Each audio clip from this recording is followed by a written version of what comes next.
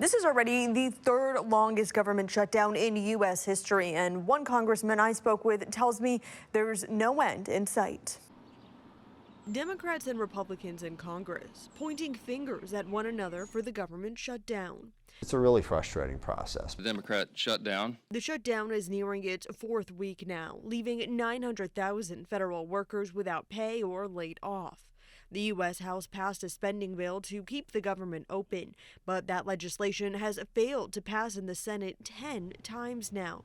Congressman Adam Smith tells me House Speaker Mike Johnson is trying to force Senate Democrats to agree with the Republican spending bill. And if they have the votes for that, well, okay, then I guess that's democracy. I don't like it, but they can vote for it. But now they're telling Democrats that we have to vote for Trump's budget and Trump's government. Smith tells me Democrats are fighting for priorities to keep energy costs low and Medicaid for hundreds of thousands of Americans, but says Republicans refuse to negotiate. Meanwhile, Speaker Johnson says the spending bill would only be temporary as lawmakers work to hash out the details later on. He says Democrats hold the power to end the shutdown. They can make this stop immediately if they will just do the simple and right thing. Pass our simple 24-page bill that just merely says status quo, keep the lights on. What's your message to those federal workers who are kind of getting the short end of the stick as the fight goes on for these issues? Well, I can tell you what the federal workers' message has been to me. Don't back down. When I asked Smith last week if there is an end in sight for this government shutdown, he said no end in sight, but a clear way this ends. And that's when Speaker Johnson agrees to negotiate with Democrats in the Senate. Senators are scheduled to be back in session on Monday. Natalie Fahmy, KOMO News.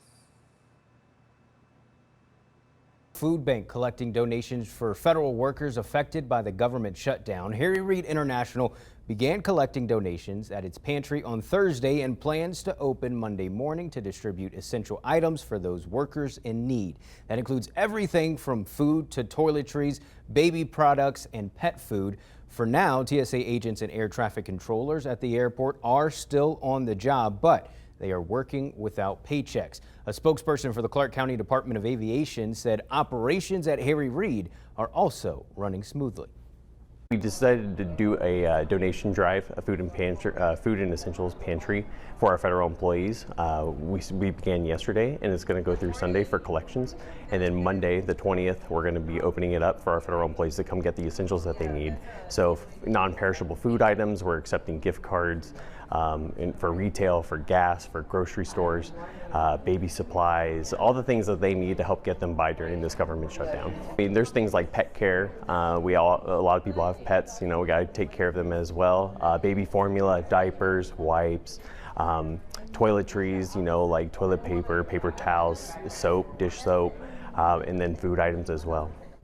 They also noted that during the last major shutdown, which lasted 35 days, a similar effort was made to support the workers. And the workers feel the squeeze from the government shutdown. The state of Maryland is working to make their lives a little easier. Arleana Golden tells us what Governor Wes Moore is doing to make their morning commute less of a headache.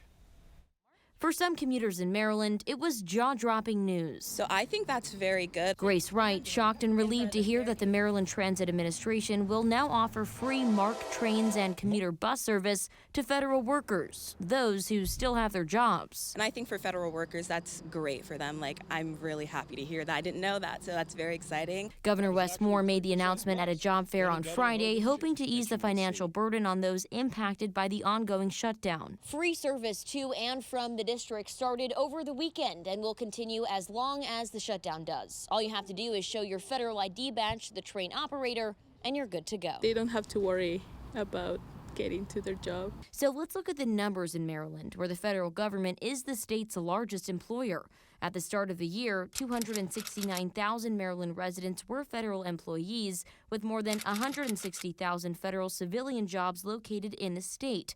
Since early 2025, Maryland has lost more than 15,000 federal jobs, the largest number in the nation. Everyone's just on high alert. Like, there's so much friction going on, and you can tell. Amid the friction, commuters hope their federal neighbors rely on the services being offered to them and have one less thing to worry about. I hope they take advantage of it because public transportation just needs to get better. I hope it ends soon, that everything goes back to normal. I'm Liana Golden, 7 News.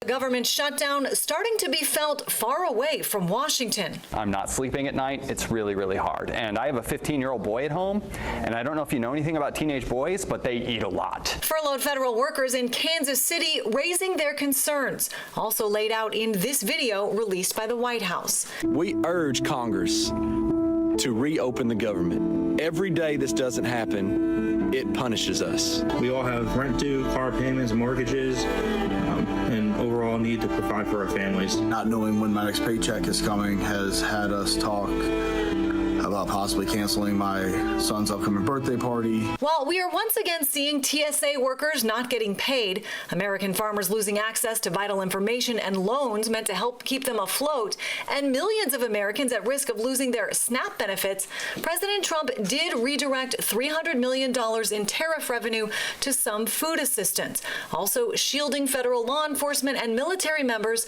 from missing paychecks. President Trump insisting it's Democrats' fault and they should therefore be punished. They didn't realize that that gives me the right to cut programs that Republicans never wanted, giveaways, welfare programs, etc. And we're doing that, and we're cutting them permanently. If we shake hands with President Trump on a deal, we don't want him then next week just firing thousands more people, canceling economic development projects, canceling public health funds. Public health at the center of the argument from Democrats who say they need more agreement on a plan to extend Affordable Care Act subsidies set to expire at the end of the year. As Republicans say, open the government first. What I want to vote is to open the government, which I have done a number of times, but we're not going to extend a program that is wrought with fraud, waste, and abuse. I think there can be reforms to these credits, but ultimately we're going to need a total overhaul. Despite many similar previous votes, the Senate is set once again to vote this evening on whether to end the shutdown and reopen the government. I'm Christine Frizzell reporting. As the government shutdown drags on, we need to talk about the lasting effects. Right. It's more than just missed paychecks and closures. The real impacts may not be so obvious. Melanie Hastings is here with some of the shutdown's hidden effects and what that could mean for your money. That's right, guys. So we all see the obvious things.